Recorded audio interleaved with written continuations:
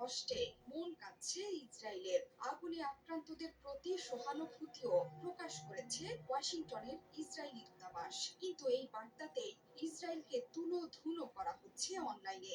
X হ্যান্ডেলে Israeli দূতাবাস লিখেছিল, আক্রান্তদের পাশে আছে ইসরায়েল, এমনকি আমরা সাহস যোগাচ্ছি সেখানে কাজ করা দমকল কর্মীদের এবং যারা দিনরাত এক করে জীবন এবং বাড়িঘর বাঁচাতে কাজ করে যাচ্ছে। এমন বার্তা পাওয়ার পর ক্ষেপে উঠেছে সামাজিক মাধ্যম ব্যবহারকারীরা।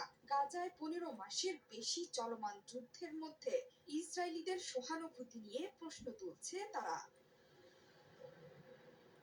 গাজার মানুষদের মারতে ইসরায়েলকে প্রায় $২৬ বিলিয়ন সামরিক সহযোগিতা দিয়েছে বাইডেন প্রশাসন। গাজার স্বাস্থ্য মন্ত্রণালয় বলছে, এই যুদ্ধে প্রাণ গেছে ৪৬,০০০ ফিলিস্তিনি, যাদের মধ্যে বেশিরভাগই শিশু এবং নারী। সে কারণেই লস অ্যাঞ্জেলেস নিয়ে ইসরায়েলের কুমিরের কান্না নিয়ে বিস্ময়ে অভিভূত মানুষ।